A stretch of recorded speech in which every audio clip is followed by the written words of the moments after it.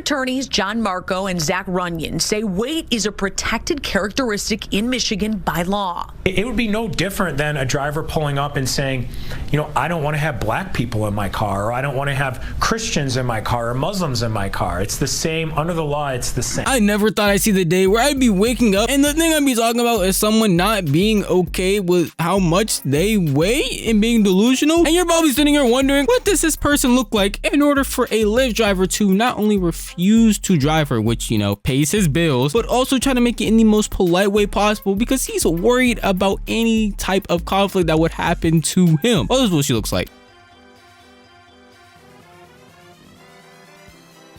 Do you understand now, or should we just continue? This is a rapper named Dank Demas who has filed a lawsuit, a multi-million-dollar lawsuit, mind you, because a Lyft driver told her that she could not get in his car and ended up canceling because she was quote-unquote too big. What? Yeah, I'm sorry. What? For what? What you saying? Yeah, I got no space. My car is small. I can fit in this car. But believe me, you can. Yes, I can. Believe me. So, I'm sorry. What am I gonna do about my money? I'm gonna cancel you. You're not gonna be charged. So you telling me I can't get in the Lyft because I can't fit in your car? Yeah, you need to order a bigger car. What makes you think I can't fit in the car? Yeah, I'm sorry.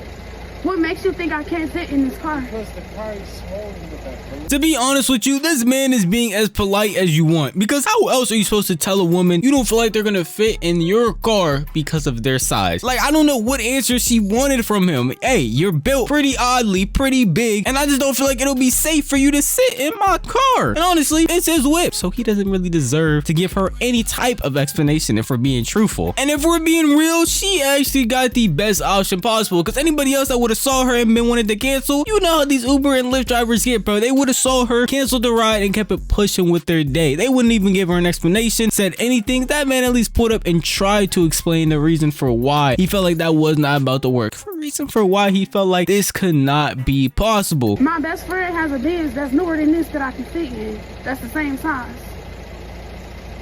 Yeah, I'm sorry. I can't. So you really telling me I'm too big to get in your car, so I gotta order another Lyft? Yeah. And to be more specific with you, I got very tired tires. What I got to do with your tires? Yeah, and you have no space. How you know I don't have no space? Yeah, I got no space in the back. Believe me. How do you know I don't have no space? Because I tried before. Huh?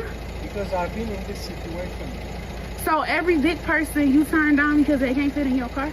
Yeah, because they need to order the Uber XL, it's called. No, I don't never have to order an Uber XL. Then I'm really sorry. What's your name? Abraham Travis. Okay. Nope.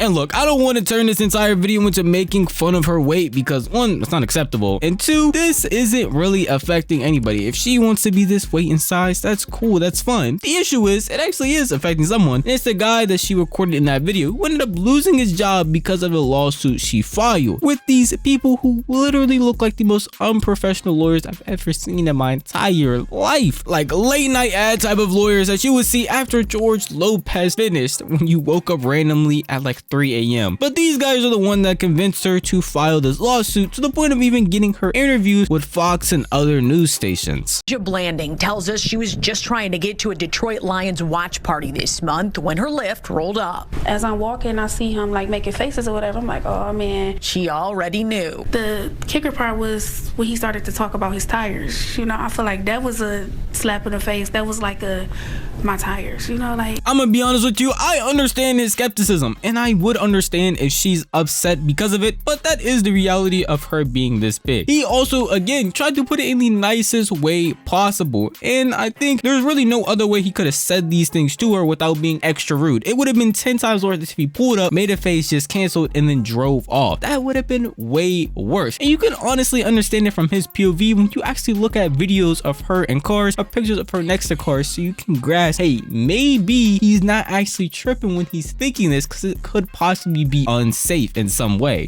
Exhibit B. This is the rapper that is suing Lyft because she said that they would not let her get into that small Honda, saying that she could have gotten in. I don't want to hear nobody else argue no more. The arguments are done. Every live, be quiet. It's over. This is all the proof we needed. Like, come on, bro. All the evidence right here, bro. It is literally dangerous for you to have your stomach on the wheel because it stops you from turning. I'm telling you, all they need to do is bring the car to court and tell her do it. Because if you cannot put your seatbelt around you, you already lost. Seatbelt policy. That Lyft driver did not deserve to lose his job.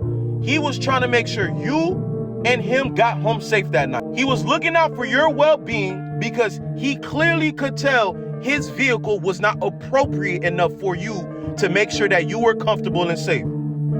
But instead of being like, okay, no problem, thank you for giving me back my money, you got him fired. Now, when you see videos and pictures like that of her literally being in her own car and hindering herself from being able to steer because of her weight, it makes sense from his POV why he would maybe not want that to happen. The only thing I can consider him being wrong for is the fact that he never even attempted to allow her to get in the car to see if that would work. He immediately stopped it off rip from go, saying that, no, this is not happening, this is not going to be possible, and we could possibly never know if she could actually fit in that car unless they're planning on bringing it to court, which is kind of crazy because they're saying that him saying that she can't get in his car because of her weight is basically the same thing as saying he can't get in her car because she is black. Now, it's Black History Month. I'm gonna be respectful. I love all my black people out there, and I love all the people of different weights and sizes, truthfully, but that is just not true. I just want them to know, like, it really hurt my feelings. It looks like Lyft might be hurting pretty soon, too. I knew it was illegal and I knew that it was wrong. Her attorneys, John Marco and Zach Runyon, say weight is a protected characteristic in Michigan by law. It would be no different than a driver pulling up and saying,